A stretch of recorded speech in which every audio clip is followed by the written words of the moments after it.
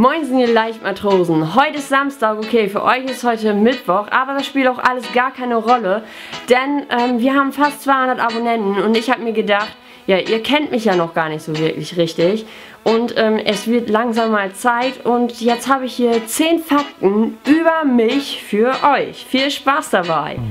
Ich bin 1,77 Meter groß. Eigentlich sind meine Haare gar nicht rot, sondern blond. Ich bin schon seit 8 Jahren Vegetarierin. Als ich klein war, wollte ich immer Landwirtin werden.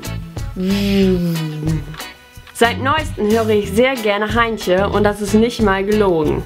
Meine Lieblingsserie ist Doctor Who. Ding! Ich fahre unglaublich gerne Longboard. Ich bastel mir oft Sachen aus Filmen nach, wie zum Beispiel diese Kette hier von Luna Lovegood aus Harry Potter. Ich trage, wie euch sicher schon aufgefallen ist, sehr gerne Mützen. So, und der letzte Fakt, den ihr garantiert noch erleben werdet: ich kann überhaupt nicht kochen. So, das waren jetzt 10 Fakten über mich und dieses Video gibt es auch nochmal auf Plattdeutsch. Das verlinke ich euch hier hin und ja, vielleicht kommen bald wieder 10 Fakten, man weiß es nicht. Ich glaube, wenn wir 500 Abonnenten sind, dann mache ich nochmal 10 Fakten. Also bis denn. Tschüss.